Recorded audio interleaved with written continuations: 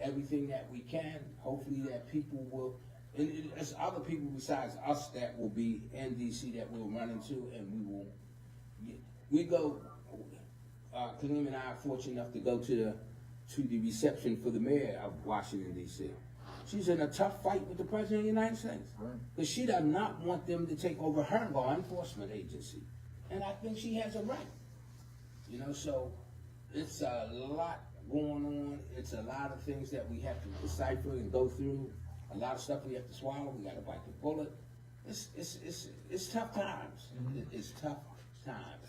They had memorials yesterday, and I was seeing people with football jerseys on. We can unite when it comes to sports, but when we leave the stadium, we go our separate ways. You know, and you know, it's like I said, I'm touching around it, but when we come back, we'll see what it brings back from DC, what they're saying, you know, because everybody's saying a lot, you know, and when you really look at it, if I was to say some of the things that was said, I wouldn't be able to sit here. But certain people, it's called entitlement. They can say and act any way they want to, but we got to walk the fine line of democracy. That's not how it works. This country is built on protest, peaceful protest. And now they want to give you the Riot Act. They want to give you the RICO Act. The people up in Washington booed the president at a restaurant. He wanted to give him the RICO Act. You know, that's a criminal act. That's one of the highest crime acts that you can have. That's a conspiracy act. That's a conspiracy act. Right. And he wanted to give that to them. And all they did was protest what he's doing to America. Peacefully. Peacefully. So this is the times that we're living in. And like I said, I'll be looking forward to us when we get him back to give you a full report on what happened up in D.C. And you already know what's happening around the world. You have to be living under a rock, or you just don't keep up with current events to not know that we're in turmoil. And so, you know, I'm glad to be here today. Like I said, hopefully, I know we all have good candidates, you know, and I hope that we come out and exercise our right to vote. I want all elections to be free and fair.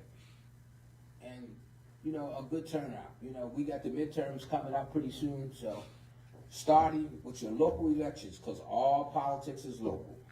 Starting with your local election right up to your federal elections. You need to get out and vote. Have voting parties, get your family to vote. Some people you haven't talked to in years, call them up. Tell them how important and how imperative it is for us to get out and vote. You know, I said it before and I'll say it again. People died for us to have the right to vote. Don't let that be in vain. You know, democracy is definitely on a thin thread. It is definitely on a thin thread. You know, when you make a comment, Martin Luther King was one of the greatest of all when it came for civil rights. And someone called him an awful fellow. You know, and we don't want to name who, but everybody knows. How do you say that? Right. You know, how do you say that? He was an awful fellow. Because when you want to turn back the hands of time on people of color, this is what you do. You say what you want to say, but you tell them, get in the back. Don't say anything. This is our country. Make America great again. All it is saying is make America what it was all along. You know, you talk about gun violence. This is a violent country. It has been one ever since I've been here, and I can't see any day like with it not being. People have done dying by guns, and who's our biggest donors to politicians? The gun manufacturers. So, you know, it doesn't take rocket science, it doesn't take a genius to see what's going on now. And everything's prevalent. You know why? Because it's done right in front of your face. The man told you what he was going to do if he got back in. And he's doing it. But that's America for you. That's America. Those who have voted for him. I read an article today, and it's several, I read every day. But this guy that was a staunch lover of the president is so angry at him because he deported his wife. He told you he was going to deport people anyway. That's what he said. And if you keep running your mouth, he might deport you. You know, because that's the kind, he's vulgar, he can say anything he wants, he can hurt people's feelings, but he has very thin skin. Exactly. And he's a bully, he's vindictive, and everybody knows that. If he was to walk in here now, I would walk out because I know I don't want no parts of him. and you can't win. So why wrestle with it, you know?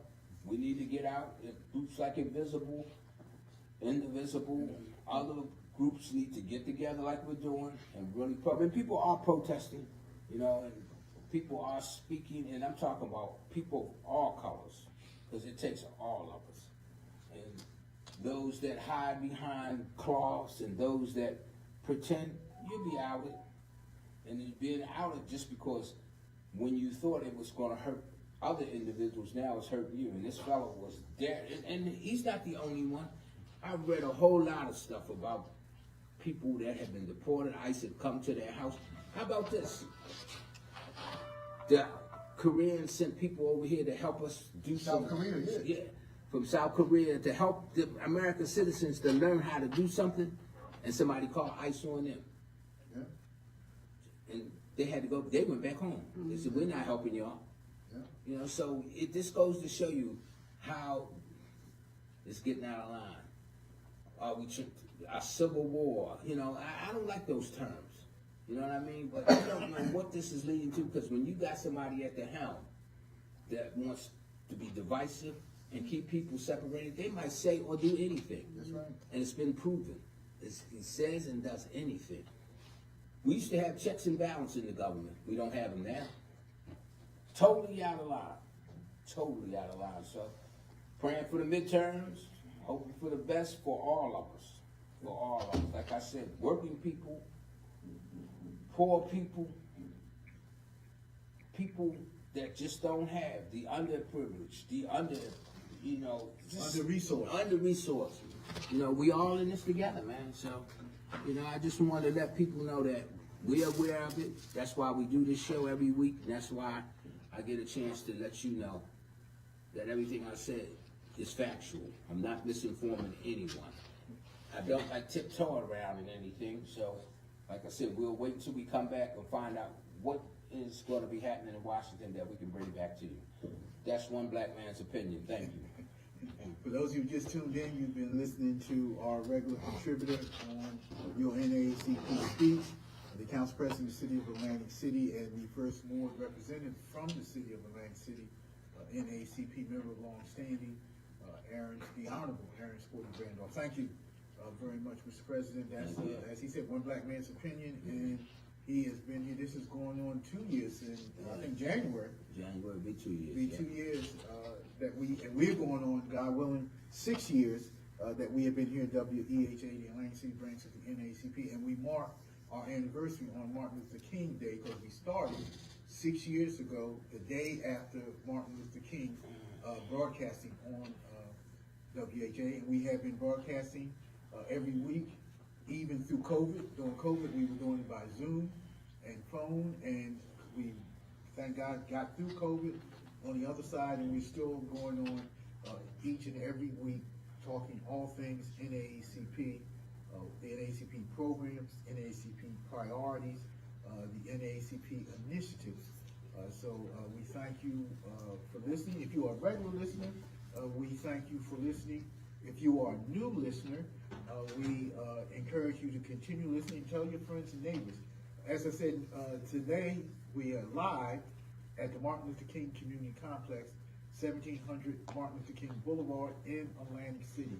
And we are here live because tonight is going to be our candidates night. The Atlantic City branch of the NAACP, although we don't endorse candidates, we do encourage people to register to vote. And not only just registering, excuse me, registering to vote is only part of it. You have to vote after you register. So we encourage people to register to vote, and we try to educate people on the issues pertaining to our community. That's the guests that we have reflects those issues. The programs that the NAACP does at the national, the state, and the local level reflect those issues. And what we talk about here every week on our UNACP speaks reflects those issues. So tonight, Tuesday, September 16th, 5:30, right here at Martin Luther King Complex. The doors will open at 6 o'clock promptly. We will start at 6 o'clock promptly. We will start our candidates night. And as we said, we're going to have candidates from the state assembly, running for state assembly, candidates running for County Commissioner at large, candidates running for County Commissioner District 1, which is Atlantic City, Ventnor, Margate, Long Park, and a part of Egg Harbor Township, candidates for the Atlantic City School Board, candidates for Atlantic City Mayor, and Atlantic City Council at large will be here. Candidates for County Surrogate. I don't think a lot of people know what the surrogate does, but the surrogate is a very important officer in county government, and we will have candidates for county surrogate here tonight.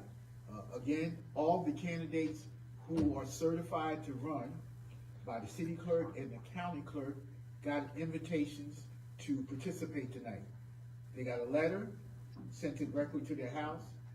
They got a follow-up email, and they got a text. So everyone who is registered and certified to be on the ballot has been invited to participate tonight in our candidates night. And again, candidates night is not a debate, it's an opportunity for the candidates to present themselves to the community at large and answer questions from our political action committee.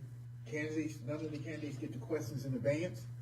The questions are again prepared by the political action committee. And we also ask people in the audience as they come in, you'll get a card and you can write a question down and turn it in, and it'll go to our political action committee to make sure that the question is appropriate to be asked. What do we mean appropriate to be asked?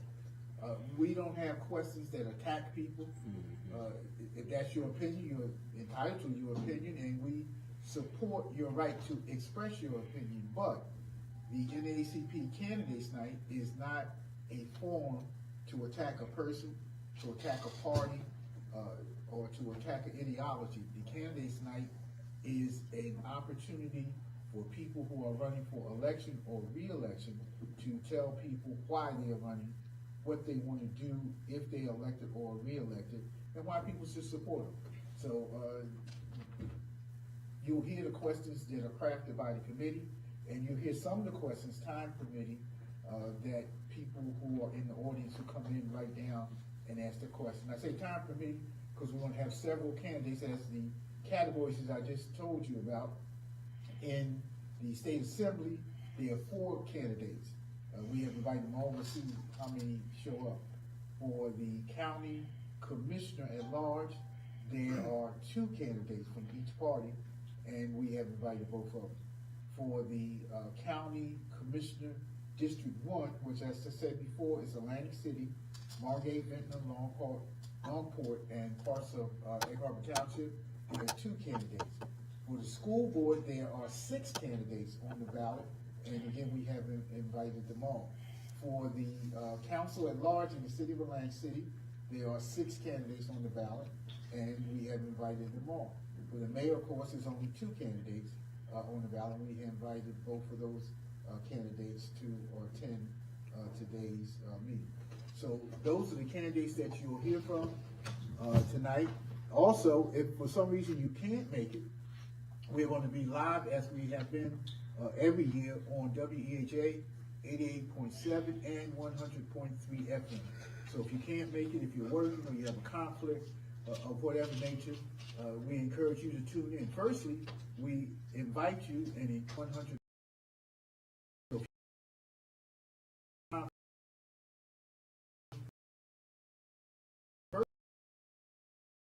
And to come to the program, come to the candidates night here at Martin Luther King Junior School Complex, Community School Complex, which is 1700 Martin Luther King Boulevard in Atlantic City. Again, the door's going to open at 5:30. The program's going to start promptly at 6, and you will hear from the candidates for the office that we just indicated. And again, we encourage you to attend. You will hear what these candidates want to do, why they feel they should be elected, or in some cases, re-elected. We have people who are incumbents who are running who will be here, and they will make the case for why they should be re-elected. Here at Martin Luther King Junior School Complex, 1700 Martin Luther King Boulevard. Doors open at 5:30. Program starts promptly at 6. Ms. Kristen, did you have anything that you wanted to present? I'm okay. Kristen said, okay, of course. I forgot to mention our very efficient and effective engineering staff. Kristen, who is with us every week as our senior engineer and producer, making sure that we stay on point. Super Steph, and of course Jared, who was helping us today with a live remote. And I must say that we did a live remote not too long ago for a black business in Atlantic City, and everybody's still talking about it. It was very, very well done. Jared, Kristen, thank you so much for what you did, and we appreciate it. That's the value, one of the values of WEHA. WEHA is an educational forum where the community can hear, as the president said, the unvarnished truth of events, of programs, of priorities that affect the communities of color, affect working people, affect people who are under-resourced, and gives you a clear path for activities that you can do to affect change. Let me give you this, a couple of dates of things that are going to happen here in the Atlantic City area. On October 4th, the Links are going to have Bishop William Barber as their special speaker at their luncheon. Who is William Barber? Why are you talking about him, President Shabazz? William Barber is a leader of a working class movement in this country, fighting for civil rights and social justice, and trying to make people aware of some of the inequities in our American society that need to be addressed. William Barber was also a state NAACP president. Bishop Barber was also on the national board of directors for the NAACP. So we have a special affinity for him in the NAACP family. We're going to have some of our youth council people at that luncheon to hear and see Bishop Barber.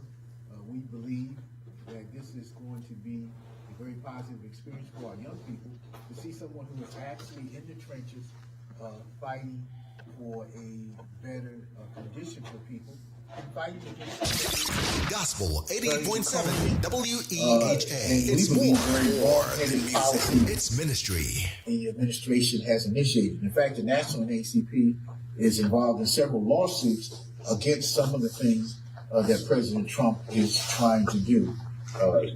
That's one date, October 4th, for you. And also on October 4th, in Atlantic City, in the first district, it's going to be a health fair. We're going to be talking more about that next week. Health is a issue that is very important That's right. to us in the country in general, but particularly in communities of color.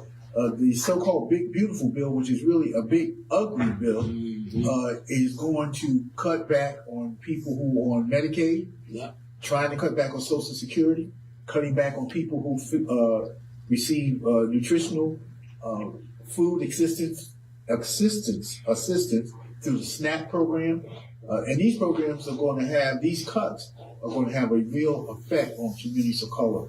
As we said, communities that are unresourced. So that's October the 4th. The links with Bishop Barber. October the 4th, also a health community fair we're going to be talking more about. Also in October the 18th, and we will have her on the program in coming weeks. Alice Garcelia, who is the mobilizer for Invisible, which is a group of people that is a nationwide organization that is pushing back against the Trump policies all over the country. They had a rally before, No King's March, along here in Atlantic City, but over 700 people walked from Atlantic City Boardwalk down to McDonald Park and had a very energetic rally, one of the over 2,000 events that took place in this country. So October the 18th is going to be, again, a national mobilization. The title of it is No King's Protest, and the rationale behind it is that we don't have kings in this country. Right. We have free and fair elections. Yeah. And whoever is elected, we, the people, accept the will of the majority, and that person, he or she, is the elected official for whatever office they have run for in a free and fair election. But we have some people now who don't want to have free and fair elections. They want to tilt the playing field and they want to minimize the participation of people of color. And NAACP is strongly, adamantly, fiercely against that. And our position is that people of color are citizens of the United States of America. They have the right to vote. They have the right to run for office. They have the right of every citizen of this country. So that's the NAACP's position. And as we come closer to an election here in New Jersey, there's only 2 gubernatorial elections in the country this year. One is in New Jersey, and the other one is in Virginia. And the New Jersey gubernatorial election obviously is very close to us because we are here in New Jersey. But more than that, the New Jersey governor is the most powerful governor in the country because of the Constitution of the state of New Jersey and the powers that Constitution gives him or her as the governor. So we are focusing on who that person should be. We're not telling people who to vote for, but we're telling the people as we get closer to the elections, 50 days to the election of November the 4th, that people need to be concerned about who their choice is going to be. Who are they going to vote for? And we're going to have also in the coming weeks the commissioner registration here to talk about the very important dates for the election that is coming up.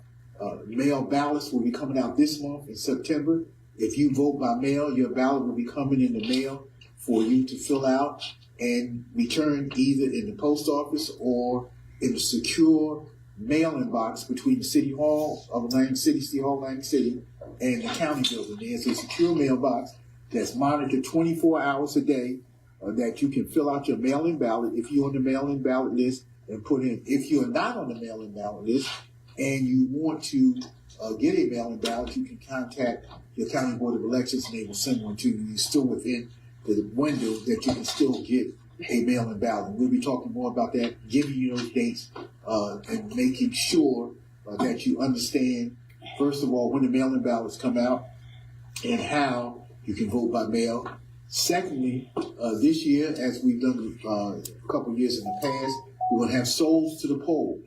Souls to the Poll is going to be the last Sunday in October.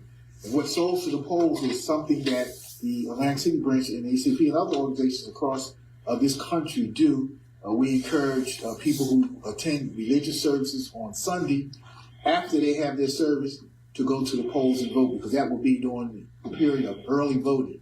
During the period of early voting in New Jersey, you can vote any day that the polls are open, and they're going to be open every day, different hours, and we'll be talking about that. But in Atlantic City is at St. Michael's Church in the Chelsea section of Atlantic City. We'll be giving that out, that address out. There are other sites across Atlantic County, and you can early vote if you are a registered voter in Atlantic County, no matter what site you go to. So if you live in Pleasantville, say, and you happen to be in Atlantic City to shop or work, and you want to early vote, you can do that. Or vice versa. If you live in Atlantic City, you happen to be in Pleasantville or Egg Harbor, or where early voting site is, you can early vote. So mail-in ballot, early voting, and of course election day. You can vote on election day. We'll be talking more about election day. 6 a.m. the polls open, 8 p.m. the polls close. If you are in line election day by 8 o'clock or at 8 o'clock and you are in line, you can still vote. If for some reason you go to your polling place and your name is not on the list, or you got a mail-in ballot and you forgot that you got a mail-in ballot and you showed up to your poll to vote, you can get what's called a provisional ballot. You ask for a provisional ballot, and the people in the polling place will give you a provisional ballot, which means you mark your ballot up by hand and you turn it in, and it will be counted during the process of counting votes, counting mail-in votes and other votes. So that is the process, the ways that you can vote in the state of New Jersey. And we're going to be talking about more on that as we come closer to election day. We also must remind people, Council President, I'm still surprised that people don't know, if you have finished probation or parole, you can vote. You can vote.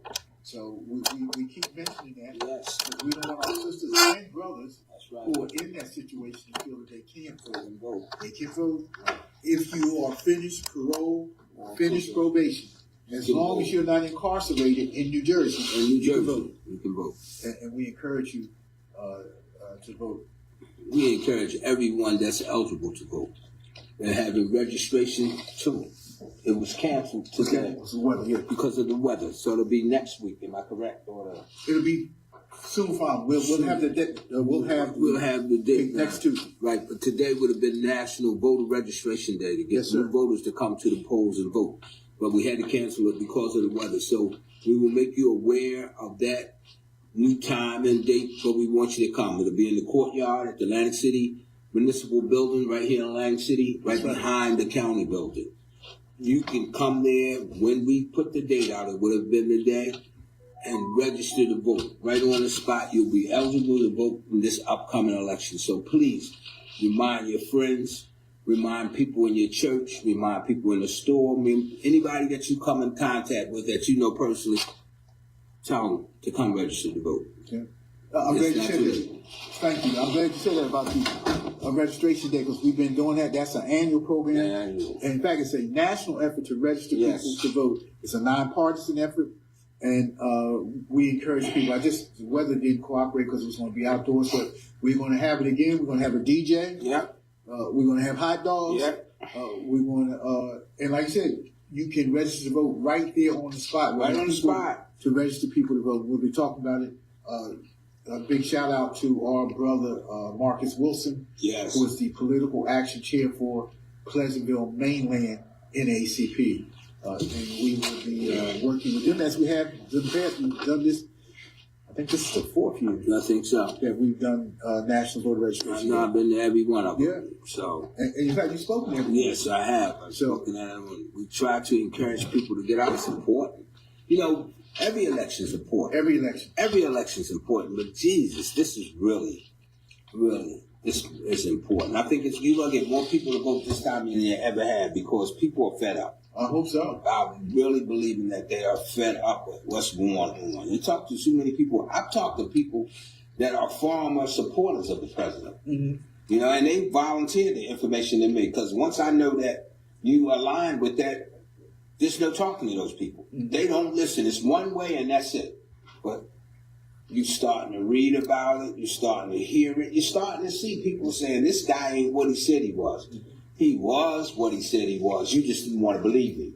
Well, my answer was this. When people show you who they are, believe them. That's it. Believe them. So if that's what you want to say, I'll take it. Right. As long as I can get you to see there's a difference between right and wrong. Right. You know, no way in the world a person of color would be in the White House with 34 counts. And the things that he said and did to women. Right. That he was convicted. Only in America, folks. Only in America. But only in America. So we encourage you to continue to get out. Continue to talk to people. Continue to rile up. I think we're going to have Raz Barack coming down soon. Yes. And Becky Sherrill, who's running for governor. And I don't know about who's supporting who, but I know who I'm supporting. Right. You know, like I said, we're not endorsing candidates from the NAACP, but I can endorse who I want to as an individual. Absolutely. I know who I am, and I would suggest this. You don't want the other person to become governor in New Jersey. You only have 2 governors races in this whole country. In the state of Virginia, right, and the state of New Jersey. They're the only 2 governor races that's going on. And all eyes is on both of them. Right. All eyes are on both of them. So, you know, I'm going to do my part for my party, and I'm speaking up for them as an individual, but we encourage you to look at what's going on. There's a right and there's a wrong. Look at it. You know, you want to look at issues? Look at the issues that we have in this country. Okay. You want to look at what's happening to us. When you're rolling back people that have no economical ways of making it, and now whatever little bit they're getting, you're taking that away from them. You know, They said it's more black women lost jobs in this cycle than they ever have. 300,000. 300,000 African American women or women of color have lost their jobs. That's a telling point right then and there. And you know, when we had the civil rights, everybody benefited from it, right, including white women. They were considered a minority. Right. You know, so you're rolling back trying to hurt people of color, but you also are hurting working people. People got caught up in the system. You are hurting everyone just so you can say, I want to be king. I like that march. No kings in this country. No king's protest. That's it. So, you know, we don't have kings in this country. You know, so just it's important and it's imperative that we get out and say that. You know, it sounds like a broken record, but it's good to have a broken record sometimes. You know what I mean? Because we need to do this. We talked about 2025 for a whole year. Right. That's all I talked about. And they still went out and voted for him. And now we don't even talk about it because it's being implemented. Mm-hmm. You know, I'm just going to bring a list in, but every day you talk, you know, what's the use? It's right there. It's here. It's right there. They want to roll back on the arts. They want to go to the Smithsonian Institute. Anywhere they have people of color that have history, they want to erase that. Exactly. And they said, well, where did you see that at? You got to be blind not to see it. You have to be blind not to see it. So we got a lot uphill climb, but it can be done. It can be done. If you just tuned in, we are live from Martin Luther King School Complex, 1700 Martin Luther King Boulevard in Atlantic City. The NAACP program, your weekly NAACP program, your NAACP Speaks.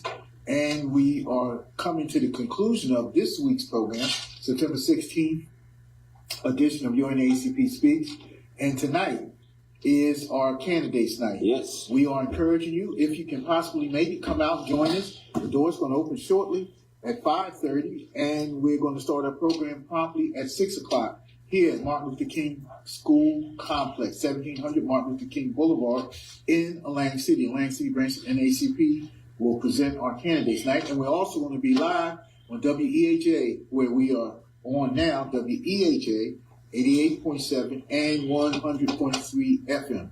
The candidates night will give you an opportunity to see and hear candidates for the mayor of the city of Atlantic City, excuse me, candidates for city council at large in the city of Atlantic City, candidates for state assembly, and that's obviously a county wide office, candidates for county surrogate, which is another county wide office, candidates for commissioner at large, and candidates for school board in the city of Atlantic City. And a lot of people don't talk about the school board. The school board is a very important office. The school board, obviously, not obviously, but the school board candidates, the school board members vote on the school board budget, which is a very large part of the city budget. The school board candidates oversee the curriculum choices and the candidates for positions in the administration of the school system.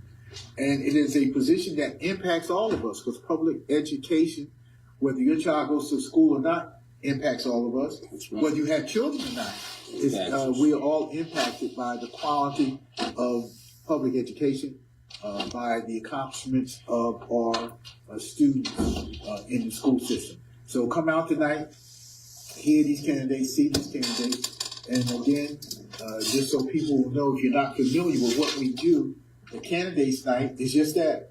Mr. President, it's not a debate. It's a candidates night. What does that mean, Mr. President? It means that the candidates tell you, the audience that is here at Martin Luther King Complex, the audience that is on the radio, the audience that's on streaming, the candidates tell you what they will do in their position: assembly, mayor, council at large, county commissioner, surrogate, school board member. Tell you what they will do if they are elected. And if they are already in office and they're running for re-election, they'll tell you why you should vote for them again, what they've done, what they want to continue. So that's what we have as a candidates night.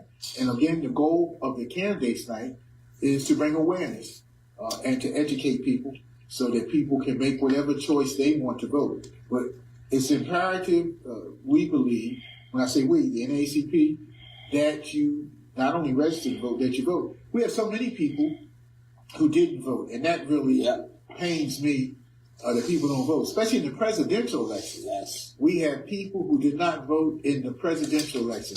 And someone was saying today on television, taking on your line, Mr. President, this person was saying that we only have one office in this country that person represents the whole country, and that's the president. The president of the United States is the only office that we have that everyone votes for him or her, and that he or she, because one day it'll be a female president, that he or she represents everyone in the country. That's right. And that's the president. And it really pains me that people would not take the opportunity or feel so left out of the system or feel that it doesn't make any difference they wouldn't vote for president. But be that as it may, we have a governor's race in New Jersey. And as you said, there's only 2 governor's races. And the governor is the only office in the state of New Jersey that everyone votes for. Everyone in the state of New Jersey has an opportunity to vote for governor. You vote for your congressperson in your district. You vote for your mayor in your city. You vote for your council person in your ward or in your city. You vote for your school board member in your city. You vote for your county commissioner in your county. You vote for your state officers, your state assembly, your state senator in your district, in the legislative district. But the governor, everyone votes for. South Jersey, Central Jersey, North Jersey, everyone votes for the governor. It's very, very important. And we encourage you to follow what the candidates say, what the candidates are talking about, and how it impacts you. And as we come closer to the election, we're going to be talking about that. Also, one of the things we're going to be talking about, and I just saw one of our facilitators came in, Kristen Ragland, who is from Atlantic Care. We're going to be talking about health issues, health disparities. We're going to be talking about Medicaid and why that is so important to people. People who are on Medicaid, who obviously they don't have private insurance, so they wouldn't be on Medicaid.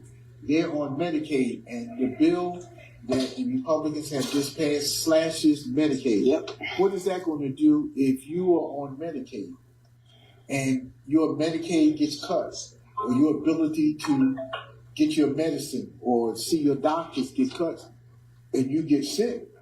You're going to go into the emergency room. And when you go into the emergency room, that's going to impact the quality of service of the emergency room, which is going to impact what the community can expect and how the hospitals can react to people. So these things are very, very important, very real. The Lansing branch of the NAACP, our duty and our commitment is to make sure that on every Tuesday that you hear our issues, that you hear the issues that impact you, that you understand how you can get involved, how you can make change, how you can speak out, how you can stand up, and the events and the facilities that are available for you to attend, facilities for you to take part, the resources for you to utilize, and help us make a better society, make a better country, and make a better lived experience for people. And as we come to the conclusion of we have 10 minutes left. I'm going to call Reverend Miller, who just came in. Reverend Miller is our co-chair of the Political Action Committee, and he tonight is going to be guiding us as we go into our candidates night. Reverend Miller, good evening, sir. Good evening, sir. Thank you. First of all, before I ask you a question, I want to just say thank you for all of your service on the political.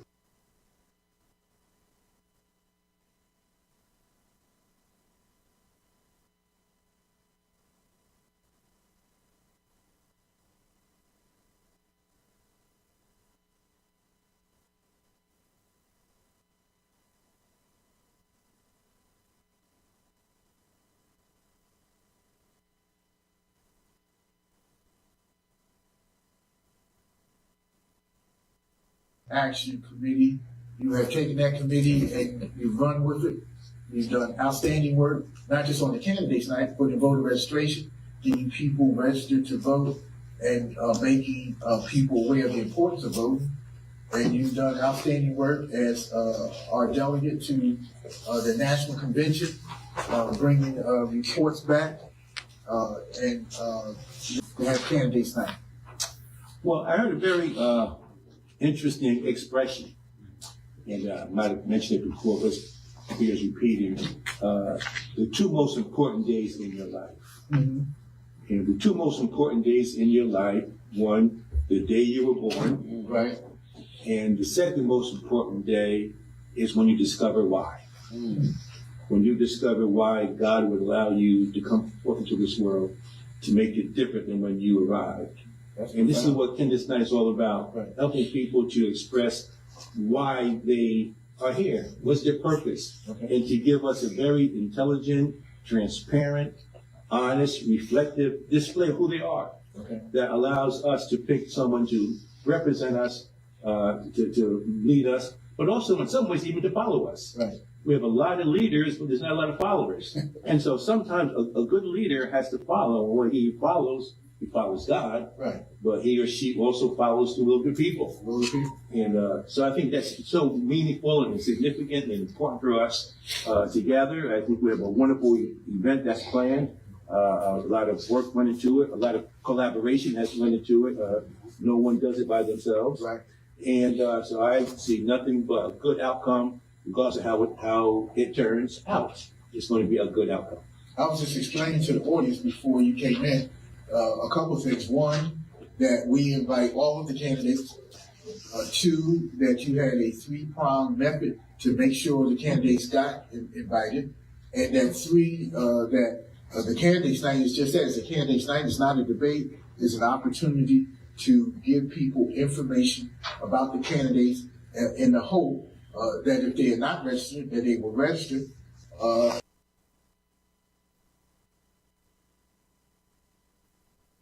And if they are registered, that they will come out and vote. If they're not registered, that they will register and then vote. Amen.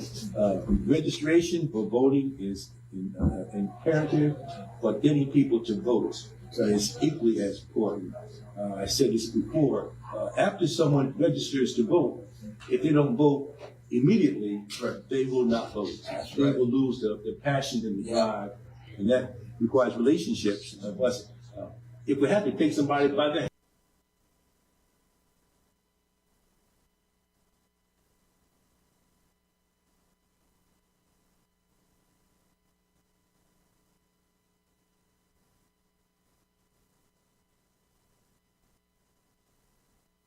and say, I'm going, we're going to bring it to